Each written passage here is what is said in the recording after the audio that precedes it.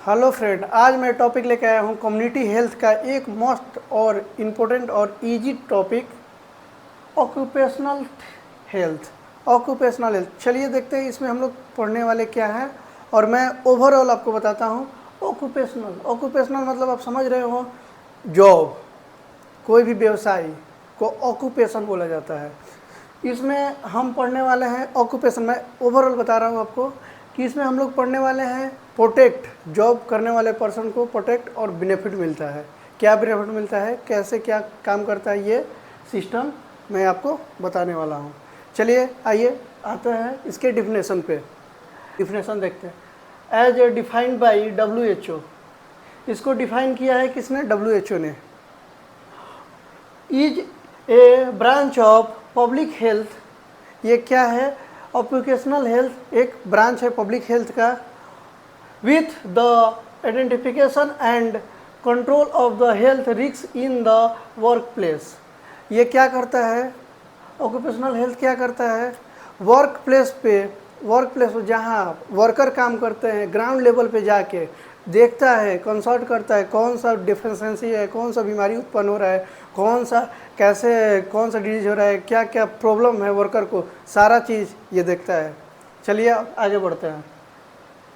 It's aim to promote and maintain the highest degree of physical, mental and social wellbeing of the worker in the occupation. Aim क्या है इसका? M क्या है इसका? M है worker को mentally, physically, social being रखना, और इसको प्रमोट करता है। ऑक्यूपेशनल हेल्थ प्रमोट करता है पेशेंट की,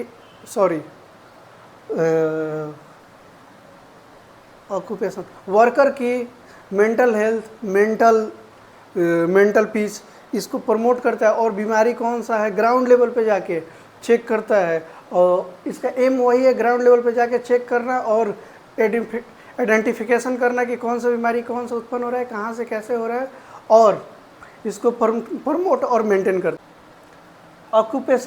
ऑक्यूपेशनल हजार्ड।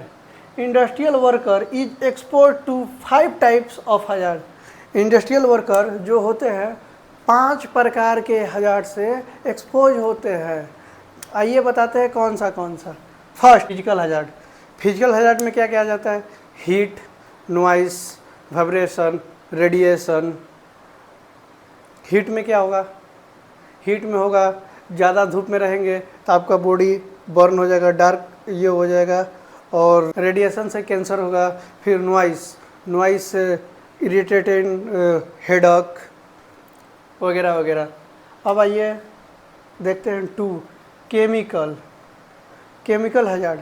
केमिकल हजार्ड में देखते हैं बहुत सारा कंपनियों में, इंडस्ट्रियल एरिया में लैब बनी होती है। लैब में केमिकल के रिएक्शन करा के कुछ ना कुछ प्रोडक्ट तैयार किया जाता है। तो उसी में कोई केमिकल से बॉडी पे आ गई, छिटा आ गया तो बॉडी का बर्न हो जाता है जल। केमिकल हजार्ड में मोस्टली 2 टाइप होता है।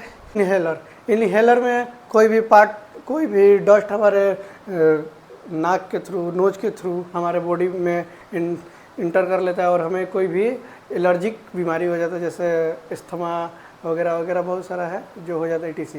और आइए अब देखते हैं third, biological hazard. Biological hazard में मोस्टली 2 होता है। कौन सा? एनिमल और सोयल। एनिमल से कोई भी कुत्ता जानवर काट दे तो रेबीज होता है, कुत्ता काटता है तो रेबीज होता है, स्नैक काट दे तो उसमें अलग सा वो पॉइजन हो जाता है। और सोयल में टेटनस होता है। ये बायोलॉजिकल में हो गया। अब चलिए देखते हैं चौथा है मैकेनिकल। मोस्ट वन थिंग से जानता है एक्सीडेंटल। जैसे कोई भी इंडस्ट्रियल एरिया में काम कर रहा है, कोई भी बॉडी पार्ट मशीन में आके कट गई, उसको एक्सीडेंटल बोलते हैं और एक्सीडेंटल होता है। चलिए अब देखते हैं 5वां, साइकोलॉजिकल मतलब आप समझ रहे हैं, मेंटल, एंजाइटी, डिप्रेशन, etc। अब चलिए हम आपको बताते हैं इसका बेनिफिट और स्कीम। ESI बहुत इम्पोर्टेंट टॉपिक है जो हमारे एग्ज़ाम में मोस्टली आता है। आगे देखते हैं ESI एक्ट। ESI एक्ट की मतलब होता है एम्प्लॉयज़ स्टेट इंश्योरेंस एक्ट। ये कब स्टार्ट हुआ था इंडिया में? 1948 ESI 1948 में पहला बार इंडिया में एस्टेब्लिश हुआ था। किस लिए हुआ था, आइए अब देखते हैं। ई स्कीम पास्ड इन 1948, ये 1948 में पास हुआ था। Provide certain cash and medical benefit to the industrial employees, ये क्या काम करता है, प्रोवाइड करता है कैश और मेडिकल फैसिलिटी इंडस्ट्रियल एम्प्लॉय को, और जैसे such as shops, factories, seasonal factories, cinema and theatre, hotels, restaurant, जो इनमें काम करते हैं उनको ये मेडिकल और कुछ कैश प्रोवाइड करता है। चलिए, monthly income up to the 15K, 15,000 जिसका मंथली इनकम रहता है, इसका गाइडलाइन है। जो 15,000 से ऊपर मंथली इनकम रहता है उनको ESI A special security and health insurance scheme for worker in India, ये क्या काम करता है, ESI एक सोशल सिक्योरिटी है। किसको देता है, हेल्थ इंश्योरेंस। हेल्थ इंश्योरेंस है किसके लिए, हेल्थ इंश्योरेंस एक स्कीम है फॉर वर्कर, जो इंडिया में वर्कर है। जैसे आपको मैंने पीछे बताया, शॉप में काम करता है, फैक्ट्री में काम करता है, थिएटर में काम करता है, होटल में काम करता है, जितने एम्प्लॉई हैं, जितने काम करते हैं, उनको ये स्कीम के थ्रू कुछ पैसा और कुछ मेडिकल ट्रीटमेंट प्रोवाइड होता है आपदा में। चलिए आगे देखते हैं इसका बेनिफिट क्या है। पहला मेडिकल बेनिफिट क्या है, पहला medical benefit. Second maternity benefit, ये प्रेगनेंसी में जो एम्प्लॉय है, प्रेगनेंसी में उनके पास पैसा नहीं है, ये स्कीम से ये अप्लाई कर सकते हैं और उनको कुछ पैसा और मेडिकल ट्रीटमेंट के बेनिफिट मिलता है। सिकनेस बेनिफिट, कोई भी वर्कर बीमार हो गया, वो कंपनी नहीं जा पा रहा है, बहुत ज़्यादा बीमार हो गया, बेड पे पड़ गया, तो उस कंडीशन में, इस कंडीशन में वो पेशेंट ये स्कीम का बेनिफिट ले सकता है। नेक्स्ट फॉर्नल बेनिफिट, जब पेशेंट मर जाता है, जब वर्कर मर जाता है, उस टाइम उसके घर वाले के पास पैसा नहीं होते हैं, तो फिर ये स्कीम का बेनिफिट लेके उसका अंतिम संस्कार बहुत बढ़िया तरीक़ा से नहीं, मतलब एक तरीक़ा से कुछ पैसा ये स्कीम के थ्रू मिलता है। फिर उसके बाद अंतिम डिपेंडेंट बेनिफिट, ये स्कीम है, मतलब ESI स्कीम का पार्ट है डिपेंडेंट बेनिफिट। जब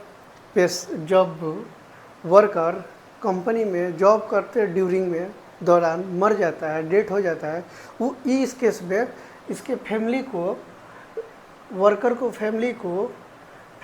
को इस स्कीम के थ्रू पेंशन मिलता है, आर्थिक सहाय हर महीने कुछ पैसे उनके परिवार को जीवन गुजारे के लिए दिया जाता है। ये एक बेनिफिट होता है।